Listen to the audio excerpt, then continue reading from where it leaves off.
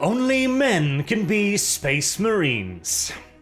This is a fact that anyone who knows anything about 40k has always known, because it has always been this way.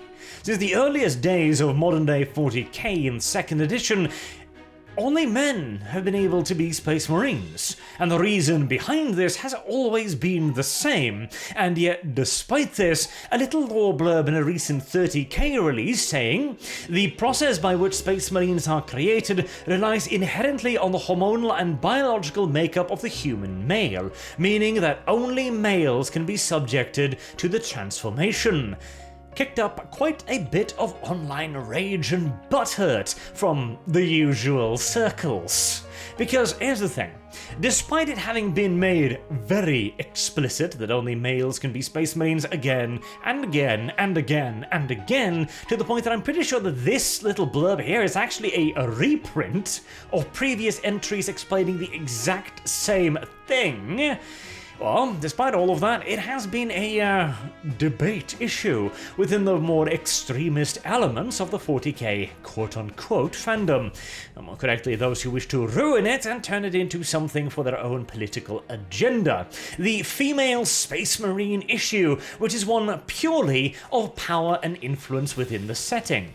There already are female Space Marines. They're called Sisters of Battle.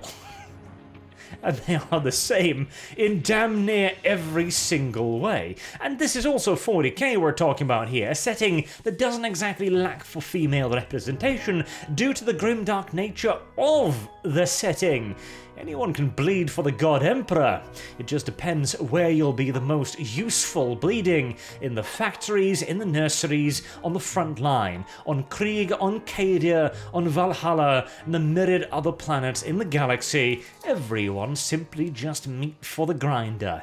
And yet even then, you gotta force a little bit of identity politics in there, because 40k is becoming popular. You keep seeing these days articles about 40k in gaming news outlets. 40k is a topic now. Oh, 40k, look, 40k release, look, 40k. Suddenly, it's mainstream, and suddenly all of the problems that are bound inexorably to it become our problems. Now, before I get any deeper into this, I would like to do a little bit of a shill here of my good friend Sargons, who is currently running the Lotus Eater since he's been heated off YouTube like 3 times at this point. Oh, poor Sargon. But he made an excellent article, which I'll link down in the description below, which explains the philosophical foundation of 40k and why it, 40k, is explicitly conservative. Or, if not conservative, which is a bit of a wishy-washy word, it is certainly not left-wing by the definition of the settings, its values, and its behaviour. It's definitely worth a look. He recorded an audio version as well, if you don't want to read through a few thousand words document. So I definitely recommend checking that out, as he goes into a great deal of detail, which we're not going to go into here, because I'm going to talk more about the broader immediate 40k aspect of this. So, this was printed in a recent release for 30k. Now, the 30k release has in and of itself been a stormy affair is what I'd probably explain it as. Now, 30k was initially released as a bit of a, off-the-cuff side game, specialist game, along the same kind of line, generally speaking, as Blood Bowl, etc. It was ludicrously expensive, and GW probably expected it to be for a handful of whales and maniacs. Yet, it actually grew relatively popular, and so now GW has decided to re-release it and actually make the rules themselves, invalidating a lot of people's armies straight out by the by, and asking you to re-buy it, plus also doing all kinds of invasive bullshit. I have seen the Beakies, by the way. I hate the Beakies, because whilst the Beakies were introduced during the Horus Heresy, they were available in goddamn tiny quantities, and only to select legions at that, but I'm not going to get into a lore rant here. I've been keeping a little bit of a side eye at 40k, of course, even though, oh god, I hate a lot of the stuff that GW is doing these days, the squats in particular. I was cautiously optimistic to begin with, but more and more I see of them, I really am starting to hate the squats. But that's not what we're going to go into here. GW has recently, over the last few years anyways, been kind of trying to appeal to the extreme left, hoping that, oh, this will be popular, right? Everyone's buzzing about it. There was that person over in America who was dead by overdose. Oh no, excuse me, there was something else that killed him. I can't remember what though. Anyways, don't shut me down, YouTube. They have tried to virtue signal on a couple of occasions, and most of the time they've gotten a lot of outrage for it, because the average 40k player isn't really particularly interested in getting politics into his hobby, as he's seen how it's ruined absolutely everything else. And the tiny fringe amount of people who are interested in forcing their politics into the hobby, well, there's not a lot of them, and they tend to be rather ostracized and extremist, frankly. And the female Space Marine argument is one of the perfect examples of this, as there has always been the constant demand for female Space Marines, and there's never been a reason for it. There has never been because of this in-game lore, or because of this reason or rationale. It has always been an explicitly political reason. When they're really trying, and they've read some of the dogma, they will bring up the usual buzzwords. Oh, it's because diversity. Oh, it's because representation. More people will totally play 40k if only you put in female Space Marines. Yeah, that doesn't tend to hold out much, because once you ask an actual woman what they play, gender tends to not really be the foremost topic on this matter, really. In fact, the majority of women I know who play 40k tend towards stuff like, Tyranids. Or orcs is another big one, apparently. Toxic masculinity at its finest.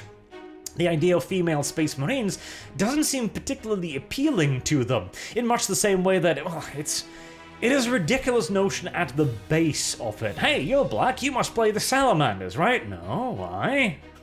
Nothing. Just assuming. But before that, before we even entered into the real political sphere, there was still the demand for female Space Marines, at which point it was nothing more than, well, you see, I want this because you have to have it, okay? If you don't have it, it's sexist, so you're gonna have to add it in. But hold on, we've got the Sisters of Battle. We don't care about those. Aha, why don't you care about those? And if they're being particularly honest, they'll answer you straight up by saying, well, the Space Marines are the poster boys, and, yeah, we just want to be front and center too, basically. Yes, basically. It's not a very good idea, however, and to be fair to GW, they have remained remarkably resistant to that idea, which I would be careful to read too much into this little lore blurb here, because again, I'm pretty sure this is a reprint of an older lore blurb, and because they haven't exactly been stridently opposed to the extremist left at any point previous to this, with, for example, ridiculous messages like Warhammer is for everyone, oh, except for those groups of people, oh, and not those either, and then you put out statements like these, which you bet your happy little arse a certain group of people are going to interpret as Warhammer is not for them, etc., etc. Hell, on the face of it, the idea that anything is for everyone, well, it's idiotic, frankly. But then again, GW is an old company run by old men who have very little interest in anything outside of, well, cranking up the price of a pot of paint, frankly, and making sure that it dries up a little bit faster. That too is a pet project of theirs, because around the time of the Warhammer was for everyone, the blah blah blah blurb, I know from a couple of people I know within GW that there was quite a lot of hubbub and dubbub over there over what exactly was going on, because top leadership seemed to think that, oh, everyone's gonna love this, right? Nobody's gonna have any problems with this. Then they received apparently quite a bit of backlash, including something from your favorite YouTuber here as well, and they had little meetings, and apparently they were asking that employees with little show-up meetings and social media team were called in on the carpet and talked to, etc., because they couldn't understand why this wasn't just a universal, oh, good, happy company noises, you know, and they had to be explained. Now, whether or not any of that sunk in is dubious at best, frankly, considering the other thing not too long ago either, with a tournament player, in not even a GW tournament, who entered into it with some kind of Spanish fascist, I think, icon on his shirt, and he called himself the Austrian Painter. which is the most obvious troll in history, and it worked, because his opponents forfeited rather than play him.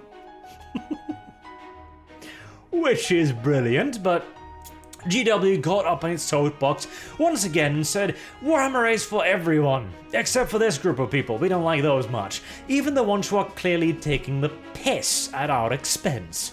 Particularly those, I guess.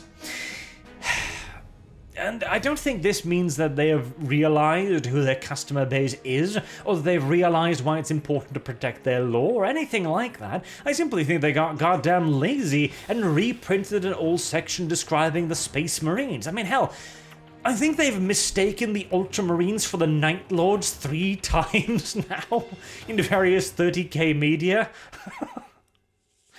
I would not take this as a sign of anything beyond laziness and occasional incompetence, frankly. Yet, nevertheless, it is nice to see people be angry about it.